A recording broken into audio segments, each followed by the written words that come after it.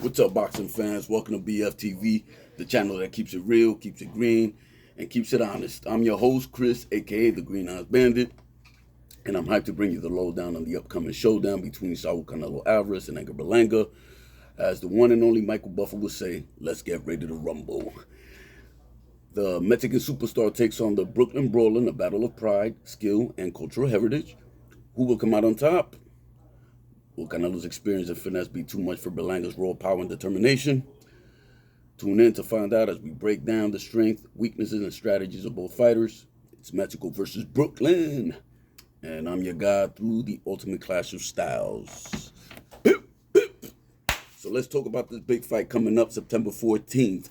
Canelo versus Berlanga. We've been hearing a lot about this fight. The press conference was fire. Berlanga came out and definitely represented for Puerto Rico and Brooklyn. You know what I mean? He brought that Puerto Rican pride in there. You know what I mean? He looks confident. He looks strong. He looks like he's ready for this fight. You know, like he's been talking. It's all up in here, and it looks like he got that part locked down. Of course, it's a whole different story when we get to that night, but Edgar Berlanga does have more experience than what people are giving credit, are giving him credit, and we'll get into that a little bit later on in this video. Okay. Now, I'm happy to see this fight. I know a lot of people are criticizing this fight because they wanted to see Canelo versus Benavidez. However, that fight right now, it's not on the shelf. We got this one instead, okay? But this is a good fight, okay? This is a good fight, guys, okay? This is going to be a fun fight, okay? Anytime you have Mexico versus Puerto Rico, 9 out of 10, it's a fun fight, okay? Not because they hate each other, just the spirit of competition. You know, you're always trying to represent your country. You know, however, Mexico has come out on top on many of these events. Wilfredo, first fight that comes to mind, which is the fight that set off all these Mexico versus Puerto Rico. Salvador Sanchez versus Wilfredo Gomez.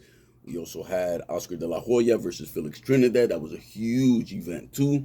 I remember Fernando Vargas versus Felix Trinidad. Okay, another big fight. Okay, that was huge. All right, Miguel Cotto versus Antonio Margarito. We already know about that fight, okay?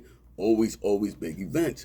And Edgar Berlanga lived up to the hype as far as bringing that Puerto Rican pride, that Puerto Rican fire. You know, a lot of people are saying that he's trash talking. I don't really consider what he's saying trash talking for the simple fact that he's just coming at the people that are coming at him also. So, you know, here in Brooklyn and New York, you know, you come at us, we're going to come right back at you, okay? Respectively and lovingly sometimes, okay? And professionally we have to, okay?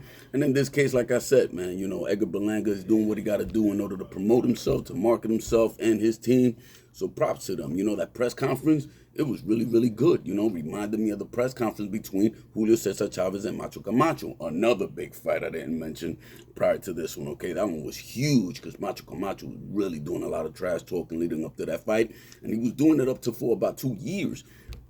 Okay, but it was a little bit different at the time because Macho Camacho, of course, was a champion, had a big record. You know, he was able to back up a lot of the things that he was saying. He already had fought a lot of champions and he beat them. So, you know, a lot of people were wondering, man, if this is this the man that's going to give Julio Cesar Chavez his first loss. But we know what happened in that fight. Julio Cesar Chavez came in and really whooped out Macho Camacho like nobody ever did, okay? So, again, now, this fight is a little bit differently. We know that Berlanga's not bringing the experience that Macho Camacho's bringing. But also, there's a lot of weaknesses. There's a lot of flaws in Canelo's game also that Berlanga could take advantage of and expose, okay? So let's talk a little bit of what Canelo Alvarez brings to the table, okay? Canelo Alvarez, we already know he has exceptional hand speed and accuracy, okay? He's also very powerful, okay? He has powerful hooks and he goes to the body very well, okay? We know that, okay? He also has he has experience. He has excellent ring generalship and he has decent footwork depending on who he's fighting, okay? Because I remember he had a hard time with Lara and forget the other guy's name, the other southpaw guy, but he gave Canelo fits. We already know Canelo lost to Mayweather because of Floyd Mayweather's footwork, okay? But other than that, you know, of course, you know, Canelo also brings experience fighting top-notch level fighters. I just mentioned Floyd Mayweather, also Miguel Cotto, okay? We've never seen Canelo ever dropped, okay, because of his strong defense also. So, but he also has a strong chin. and he's shown that he has the ability to take a punch. He went up to 175 against Bidville. He took those punches well. He fought Triple G, who was knocking everybody out.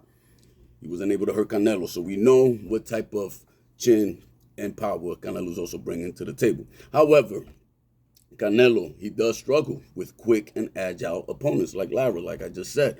Okay, he could be vulnerable to opponents' fast jabs or precise jabs. Also, okay, we've seen Canelo get hit by strong jab by other athletes like Miguel Cotto, and also his last fight against Jamie Munguia. Jamie Munguia did a good job in breaking through Canelo's guard sometimes. Okay.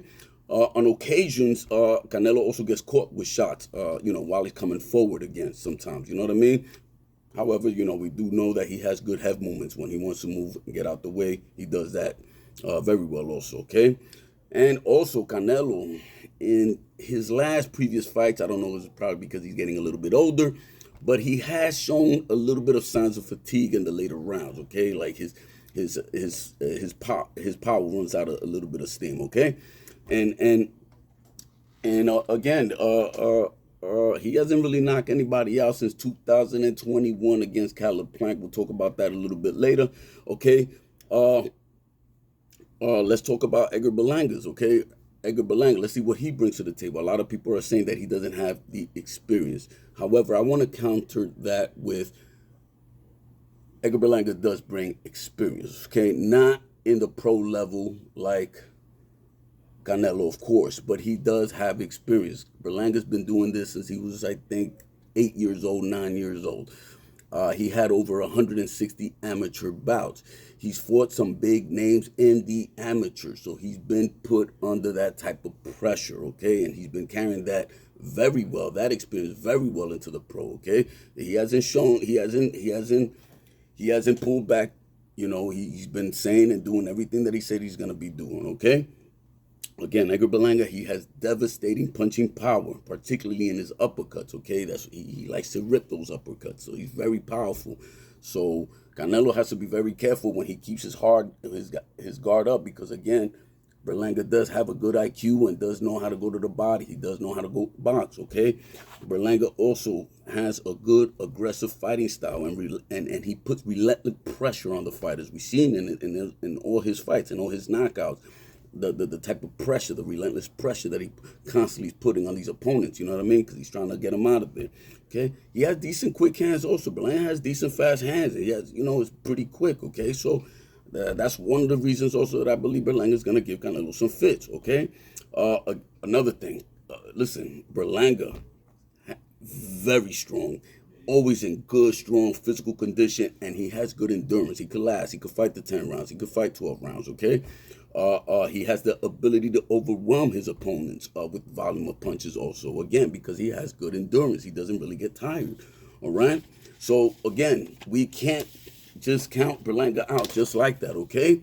Now, some of the weaknesses that Berlanga brings to the table, yes, he is a defensive liability at times. We've seen him get dropped in one of his fights, okay? He often leaves himself open to counterattacks, like his last fight with the other with the guys, the last guy that dropped him, I think it was in the second round.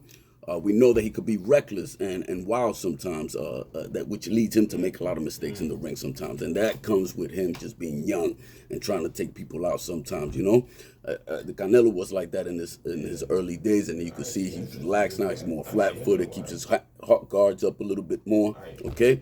Again, another thing, Berlanga's limited experience against top-level opponents also could be a problem for this event also, okay?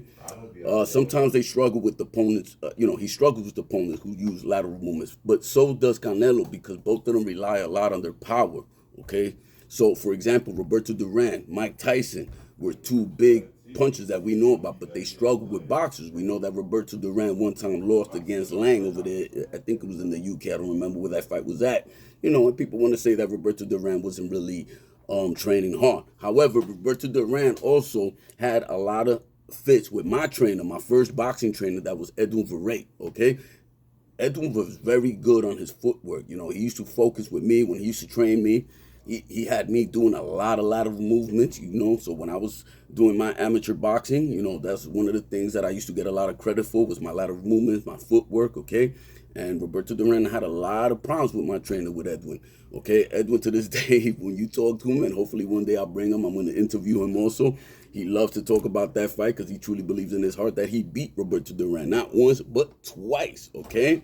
Another fighter that comes to mind, more modern, is Luis Ortiz, a heavyweight, big fighter. But when he fought guys like Deontay Wilder and Anthony Ruiz, who were sometimes, you know, able to lead away from the punches. And then, you know who was like that too a little bit? Chino Madonna, okay? Only with Floyd Mayweather, he fought Floyd Mayweather smartly with a lot of pressure. However, with Khan, you know, it was different. He had more of a hard time. Okay, but that's it for now, guys. That's it for now.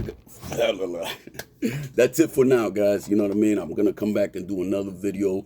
I want to talk about the questioning of Edgar Berlanga's ethnicity, about him not being Puerto Rican. You know what I mean? I want to delve into a little bit of what Oscar De La Hoya was saying in his video. Okay, I want to talk about that. You know, I think it was wrong what Oscar De La Hoya said, and I think it's wrong what a lot of people are saying out there in social media about Edgar Berlanga, okay? But for now, listen, guys, if you like this video, please subscribe, hit the like button, and I'll see you on the next one. Peace.